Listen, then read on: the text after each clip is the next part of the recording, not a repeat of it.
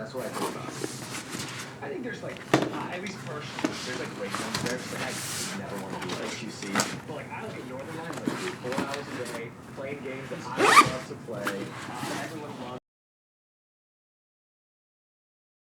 Hey everybody, my name's Jonathan, and today I wanted to talk about this guy right here.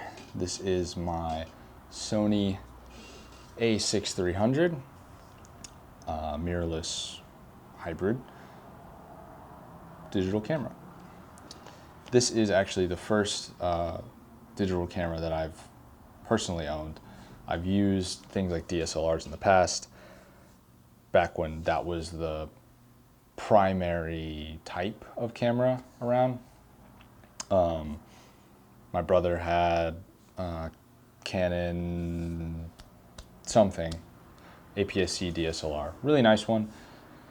I've used that before. I've used other Nikon DSLRs in the past, but the only digital camera that I've ever bought for myself until recently was this guy. And the reason that I bought it was because I wanted to have something that I could always keep on me in order to take pictures and videos of myself and trips and friends and my wife. So all the various life things, just sort of documentary style of my life, just to have more pictures and everything all the time. And primary reason why after shopping around for a long time, I went with this is kind of influenced on the autofocus side due to YouTube videos and reading articles.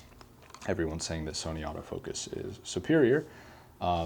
The actual size of the body is really nice. So with the kit lens, which is the 16 to 55 or 16 to 50, that is really quite small, and it makes it a compact package. Right now I have on a Yongnuo 33 millimeter f1.4 prime. I just like this better, and it was pretty cheap. So the size is a big factor because I usually carry a sling bag at all times, every day, everywhere I go. And this fits, the A6300 fits perfectly in with my wallet and anything else that I want to carry at a time. In the bag, I carry extra batteries and a few other different cables and things that I might need, which means, you know, if I always have it on me, then it sees more use. And I think that's really important. It was something that I was shopping around for, that the size and the functionality was very important. Why not the older, less functional A6000? Primarily because I thought, well, I might want to shoot video one day, and I think the A6000 does not have 4K video. But the A6300 does have 4K 24 frames per second. It is nice, however, there's no image stabilization other than through a lens, and the lens I have on now has no image stabilization. So you'd have to do some post-processing stabilization, which makes the footage hard. These are also notorious for having low battery life, even after the latest firmware updates. As well as on the video side, there's traditionally a 30-minute record limit, although there's some tweaks that you can do to overcome that. Just a lot of the limitations really are on the video side. Limitations on the photo side are the monitor and the viewfinder are not that great. And even though this is nice and small, if you're kind of taking pictures of something that really matters, the lack of control or the need to have to press this button to cycle to this thing to then change this setting is a little annoying. And you know, there's a few different pain points on that side, but I think overall this has proven to be a very nice thing for me to carry around all the time and a useful tool in my daily life. One of my favorite features actually is the pop-up flash. So there's a little button on the back, throw up the flash. It actually functions if you, at any angle, so you can maneuver it if you need to. And like I talked about in my point and shoot film camera video, flash and the kind of aggressive flash dispo film look is something that I really enjoy. So being able to pull that out at night, at gathering of some sort, friend's house, party, it's really nice to have that option. The low light performance on the camera is pretty decent, especially whenever you get these really nice fast lenses. But you know, the main thing that kind of pulls me back from the system is the video capability. You have to contend with the battery life, lack of stabilization, overheating, the monitor. I mean, if you're filming a video like this, the monitor itself only tilts and that's it. So I started taking videos for our jiu-jitsu club, and I ended up building out like a huge, kind of, you know, not huge, but a mini cinema rig for the A6300 because I wanted to overcome all those issues. And it's kind of annoying to put together, take apart, especially if it's something that I keep with me all the time. And yeah, it kind of makes you look a little more professional, but you know, then I have footage that's all shaky, primarily because, you know, I'm buzzing from jiu-jitsu and trying to hold my camera and get some footage of other people.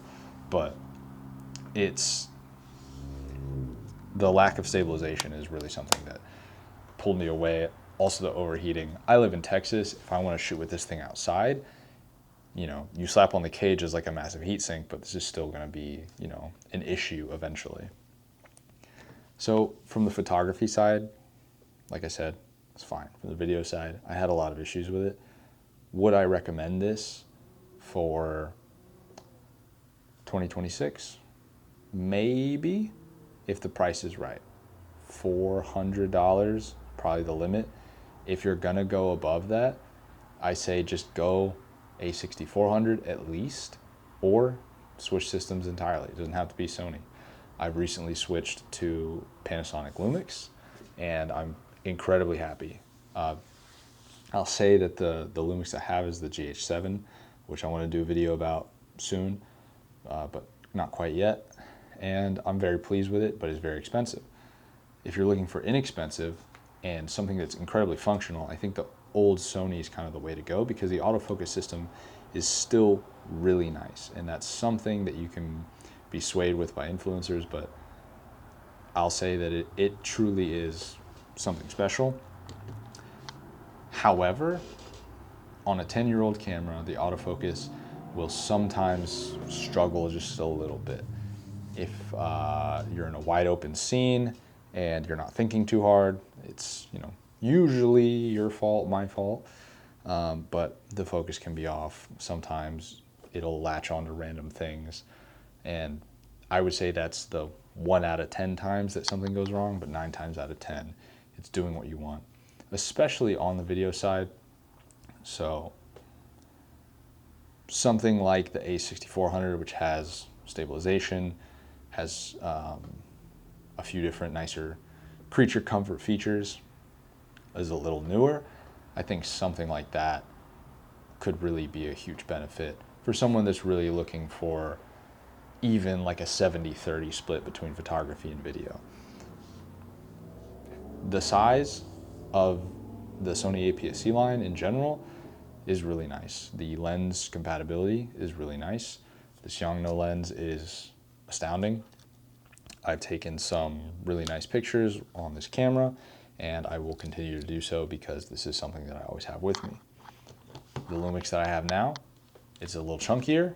It comes with me whenever I'm in a situation where I know I want to be taking pictures. I know I want to be taking video. I have a camera, so if it's something a little more adventurous trip, probably take the Lumix. If it's my everyday life and we're just walking around town, yeah, I'm gonna have this for a long time. I'm gonna take it everywhere for a long time, and hopefully I shoot until it breaks. So we'll see. Would I recommend it? Yeah, probably, but like I said, maybe the 6400 is better choice depending on the price. all I really wanted to do was talk about this because I talked about my other cameras, so talk about this one. Main point, it's small. Lens compatibility is awesome. Photography side is pretty good, but the small body has some trade-offs.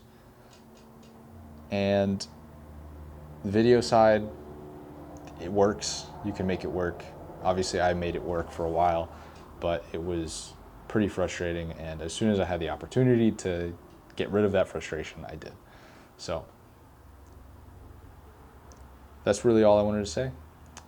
And obviously, I'll have put up some images throughout the video, different things that I've shot with the camera. So, yeah, that's all. Thanks for watching.